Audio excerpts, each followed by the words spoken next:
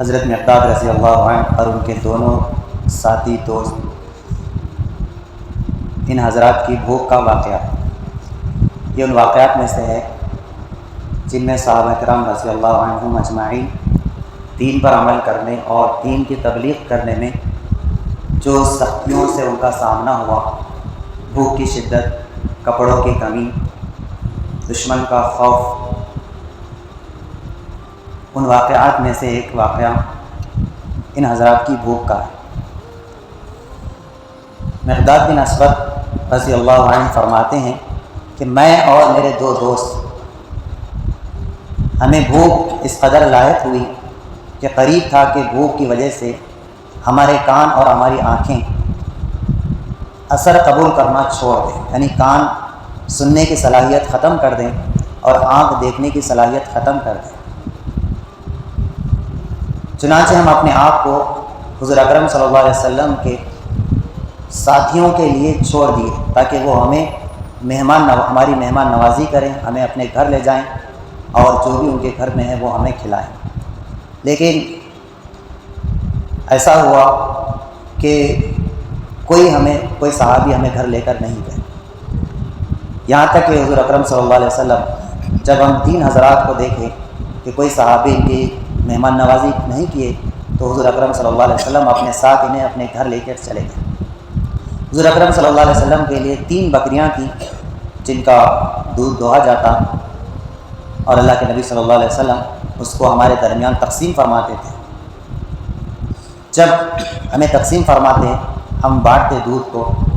اور حضور اکرم صلی اللہ علیہ وسلم کا جو حصہ ہوتا اس کو ہم رکھ دیتے دودھ دو کر۔ جب حضور صلی اللہ علیہ وسلم آتے اور سلام کرتے گھر والوں کو، اس طریقے سے سلام کرتے کہ جاگنے والا سن لے اور سونے والے کو تکلیف نہ ہو، یہ آپ کا سلام ہوتا۔ تو حضرت مقداد رضی اللہ عنہ کے دل میں شیطان نے وسوسہ ڈالا اس بات کا کہ حضور اکرم صلی اللہ علیہ وسلم کے لیے جو حصہ رکھا گیا ہے وہ بھی تو پی لے، کیونکہ حضور صلی اللہ علیہ وسلم انصار صحابہ کے پاس جائیں گے تو انہیں کسی نہ کسی گھر سے کھانے کے لیے پینے کے لیے کچھ نہ کچھ مل جائے گا، لیکن تجھے کوئی لے جانے والا نہیں ہے اس وقت۔ مسلسل وسوسہ ڈالتا رہا یہاں تک کہ میں نے حضور صلی اللہ علیہ وسلم کا حصہ پی لیا، لیکن پینے کے بعد مجھے ندامت ہوئی جو کچھ میں نے کیا۔ چنانچہ حضور صلی اللہ علیہ وسلم اپنی عادت شریفہ کے مطابق آئے اور اپنا حصہ آپ نہیں پائے تو مجھے یہ خدشہ ہوا، شیطان نے پھر وسوسہ ڈالا کہ حضور آئیں گے اور اپنا حصہ نہیں پائیں گے تو تیرے لیے بددعا کریں گے اور تو ہلاک ہو جائے گا۔ چنانچہ میرے 2 ساتھی پی کر اپنا حصہ سو گئے تھے اور مجھے نیند نہیں آ رہی تھی۔ میں نے اپنا شملہ، اپنی چادر اپنے بدن پر اوڑھ لیتا، جب میں اس کا سر کی جانب کرتا تو پیر کھل جاتے اور پیر کی جانب کرتا تو سر کھل جاتا۔ چنانچہ حضور صلی اللہ علیہ وسلم آئے، تشریف لائے اور آپ آنے کے بعد آپ گھر میں داخل ہونے کے بعد نفل پڑھتے جتنی آپ آسانی سے پڑھ سکتے، اللہ نے جتنی نفل چاہی۔ پھر وہ اپنے پیالے کی طرف دیکھے دودھ کے تو وہاں کچھ نہیں پایا، تو میں نے اپنے دل میں کہا کہ اب تو میں ہلاک ہو گیا کہ اللہ کے نبی صلی اللہ علیہ وسلم بددعا کا ارادہ کر، اس طرح کا خیال آیا۔ لیکن حضور اکرم صلی اللہ علیہ وسلم اتنی چھوٹی چھوٹی باتوں پر نہ بددعا فرماتے، نہ آپ لعن طعن فرماتے، آپ اللہم اطعم من اطعمنی واسقی من سقانی، آپ نے یہ دعا فرمائی کہ اللہ اس شخص کو کھلائیے جو مجھے کھلاتا ہے، جس نے مجھے کھلایا، اور اس کو پلائیے جس نے مجھے پلایا۔ جیسے ہی اللہ کے نبی صلی اللہ علیہ وسلم یہ دعا فرمائی تو صحابہ رضی اللہ عنہ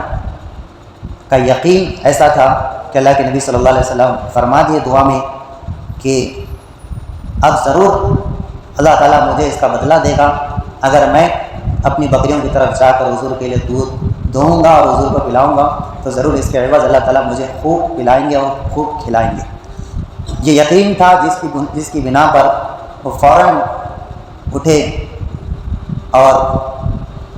بکریوں کی طرف چلے اور بکریوں میں سے تلاش کرنے لگے کہ کون سی بکری ایسی ہے جو تینوں میں موٹی ہے جس کو میں حضور کے لیے ذبح کروں۔ تو میں دیکھتا ہوں کہ ہر بکری دودھ سے اس کے تھن بھرے ہوئے ہیں، چنانچہ میں ذبح کرنے کے بجائے، کیونکہ دودھ پہلے دو چکا تھا تو دودھ کچھ نہیں تھا، لیکن جب حضور کی یہ دعا سن کر میں نے سبقت کی، ذبح کرنے کی کوشش کی تو دیکھا کہ دودھ سے تھن بھرے ہوئے ہیں، تو میں نے پیالہ لیا حضور صلی اللہ علیہ وسلم کا، وہ پیالہ جس میں حضور صلی اللہ علیہ وسلم کے لیے دودھ دہا جاتا تھا، چنانچہ میں نے دودھ دہا یہاں تک کہ پیالہ بھر گیا، اس کا جھاگ اوپر آنے لگا۔ پھر میں حضور صلی اللہ علیہ وسلم کے پاس آیا، چنانچہ آپ صلی اللہ علیہ وسلم نے اس سے نوش فرمایا، پھر مجھے ایک بچا ہوا پکڑا دیا تو میں نے اس میں سے پیا، پھر میں نے حضور کو دیا تو حضور دوبارہ پیے، پھر حضور صلی اللہ علیہ وسلم نے مجھے عطا فرمایا تو میں نے پھر اس میں سے پیا، پھر مجھے ہنسی آ گئی، یہاں تک کہ میں یہ حضور صلی اللہ علیہ وسلم کی دعا کی برکت سے اتنا خوش ہوا کہ زمین پر میں لوٹ پوٹ کرنے لگا،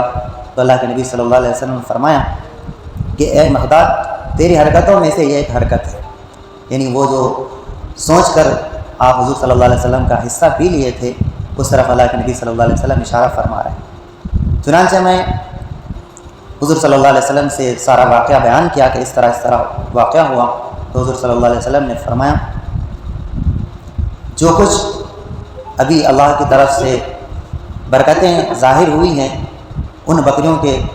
تھنوں میں جو خشک ہو چکے تھے دودھ کی شکل میں، وہ اللہ رب العزت کی جانب سے ہے۔ اب آپ صلی اللہ علیہ وسلم حضرت مقداد رضی اللہ عنہ کے جو دو ساتھی تھے ان کا خیال فرما رہے ہیں، اگر آپ اپنے ساتھیوں کو جگاتے تو وہ بھی اس دودھ میں سے کچھ پی لیتے، تو حضرت مقداد رضی اللہ عنہ یہ سوچ رہے تھے کہ یہ حضور کا بچا ہوا ہے، اس کی برکت میں ہی حاصل کروں گا، والذی بعثک بالحق ما ابالی، مجھے اس کی پرواہ نہیں ہے کہ میرے ساتھی اس میں سے